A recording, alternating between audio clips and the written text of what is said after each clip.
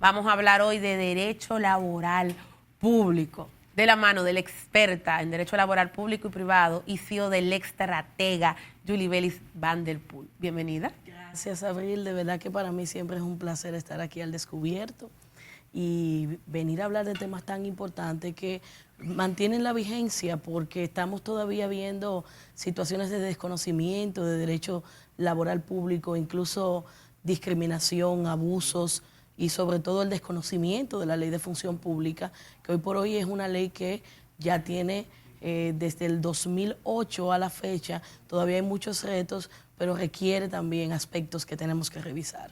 El tema que me combinó a pedirte que vinieras es el de los jóvenes del metro.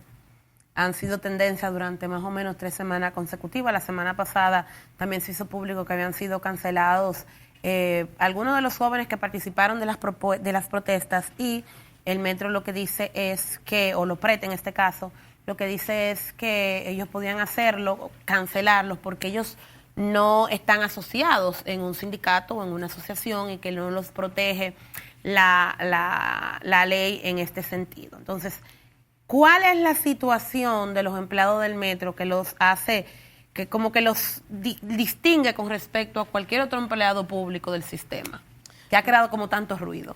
Lo primero es que hay que ver cada particular, cada expediente laboral de esos servidores públicos, y ellos en las reclamaciones que están haciendo establecen que estaban en el proceso de la creación de la Asociación de Servidores Públicos. La Asociación de Servidores Públicos, de acuerdo a la ley 4108, es ese grupo que procura la reivindicación y protección de los derechos de los servidores de esa institución. ¿Pero hay que estar asociado para hacer uso del derecho a la protesta? No, porque el reclamo está establecido en la Constitución. Primero, es un derecho constitucional que un ciudadano reclame cuando siente que se le vulnera su derecho, y sobre todo la ley 107.3 establece que cuando no hay una conformidad con una actuación de la administración pública, la persona, el ciudadano que se sienta afectado, también puede hacer reclamos. Entonces hay que ver el modo en el cual se ejerce ese derecho al reclamo y si se estaría boicoteando o vulnerando la paz en el recinto laboral, que en este caso es la institución pública. Pero hay una cuestión que tenemos que analizar, y ya es de debido proceso. Cuando el director de la OPRED hace un pronunciamiento público, se refirió a amonestación, pero posteriormente se hablaba de desvinculación, y en esas diferencias hay que analizar si la OPRED ejecutó el debido proceso ante un proceso disciplinario que es en el que se podría haber envuelto. Porque si inició un proceso disciplinario, tiene que agotarlo. Y cuando nosotros medimos la fecha entre la protesta pacífica que estaban haciendo y el momento en que se toma la decisión de la cancelación, no estamos hablando de 3 semanas. No, pero hasta menos. Del día no habían transcurrido los 5 días que establece, que es para el inicio de una investigación. Esa investigación para ver si el servidor público se encuentra inmiscuido en una falta de tercer grado. Ahora bien, si se trata de un personal de libre nombramiento y libre remoción, es una potestad discrecional de la institución. Pero en el caso, por ejemplo, de los choferes, no se le dice choferes, pero para que sea más fácil entender, de los choferes del metro, que son los que han estado... Son choferes. Bueno, sí, son choferes. ¿Son personal de libre disposición ellos, a pesar de que son técnicos especializados en este tipo de vehículos? Lo que pasa es que en la carrera administrativa, que es la que te genera un fuero en primer orden, no están establecidos, ellos no han formado parte, no son incorporados. Y el segundo grupo son los miembros de la Asociación de Servidores Públicos. De acuerdo a las declaraciones, todavía no ha sido conformada porque están a la espera de que el Ministerio de Administración Pública lo apruebe mediante resolución. Una vez sea aprobado, se celebran elecciones y sus propios compañeros de trabajo eligen a esos miembros que sí tienen fuero, y que para tú poder desvincularlo tienes que agotar un procedimiento disciplinario. Ahora hay una figura que habitualmente se utiliza, que es la separación del cargo por conveniencia en el servicio, que es un término. Toda desvinculación y toda actuación que genere una afectación tiene que estar motivada, y la conveniencia en el servicio no es la que siempre se utiliza. Entonces, esa vía de desvinculación sin causa, que es como la ley la abraza, no requiere de un proceso disciplinario, ni requiere que se establezcan otros factores de ley cuando no hay ninguna causa. Entonces queda a discrecionalidad del incumbente decidir la separación. Si en el caso de que hayan iniciado un proceso disciplinario, es para fundamental que ese servidor público o esos servidores públicos se encuentran inmiscuidos en una de las faltas que establece el artículo 94 de la ley 4108.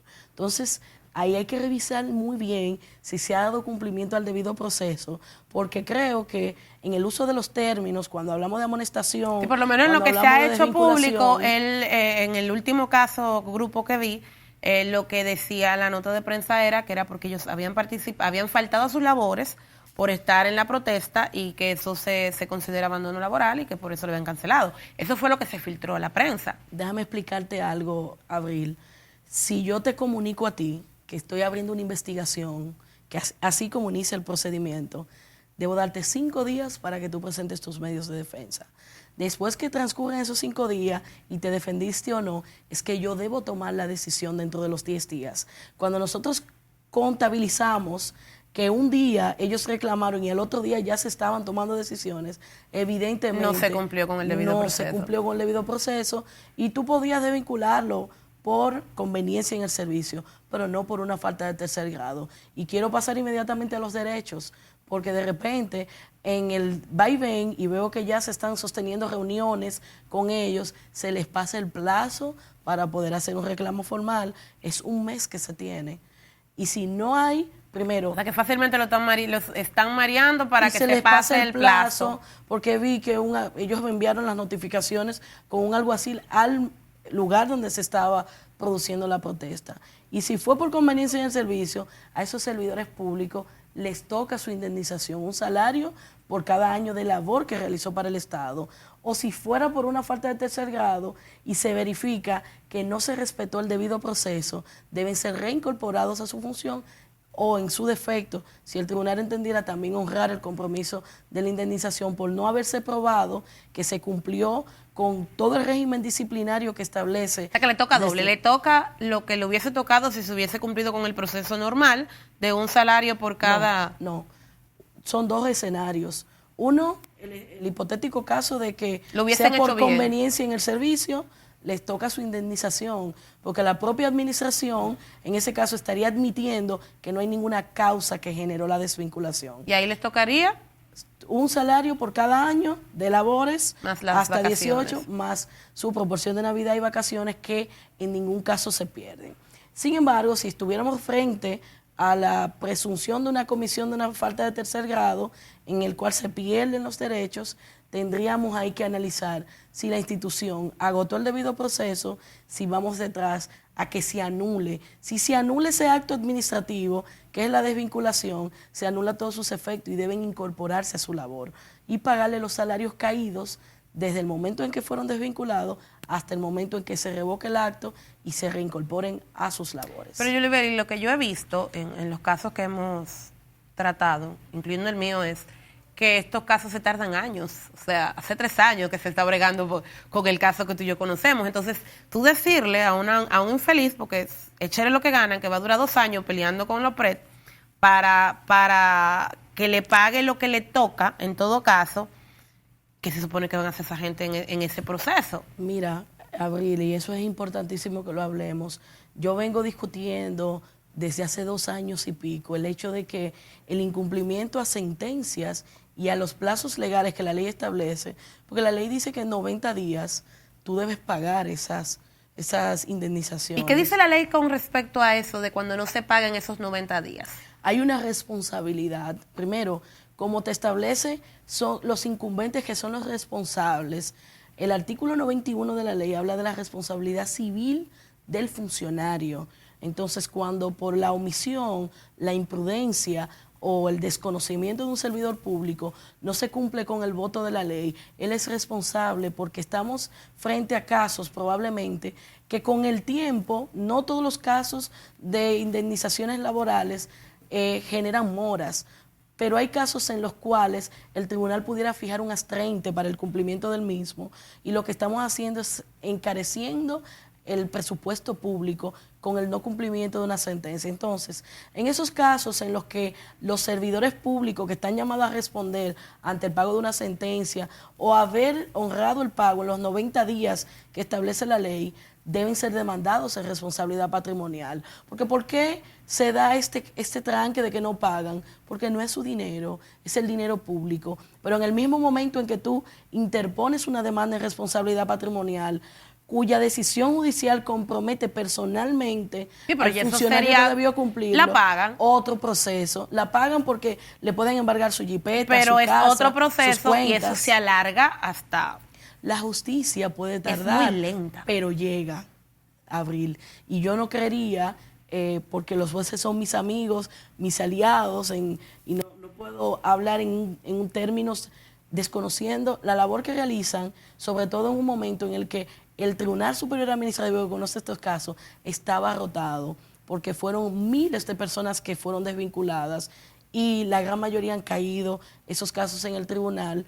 Es un solo tribunal que conoce todos los conflictos que se generan con las instituciones públicas, temas de compra, permisología y todas las cuestiones de atacar actos administrativos caen allá. Entonces, yo creo que el tribunal ha hecho un buen esfuerzo con responder oportunamente. Incluso se han creado más salas a los fines de dar respuesta a la alta demanda de demandas, valga la redundancia, que tiene el Tribunal Superior Administrativo. De modo que yo creo que vamos avanzando bien. Recientemente el tribunal emitió unas 2,000 y pico de sentencias y gracias a Dios algunos de mis clientes fueron beneficiados ahí con esa sentencia. Lo que le pedimos a Dios es que las instituciones también honren el compromiso de pago en esa vía. Yulibeli, muchas gracias. Como siempre, muy clara en temas que yo sé que son medio farragosos para el público en general. Recuérdales a nuestros televidentes cómo pueden ver tu empresa, cómo contratar tus servicios.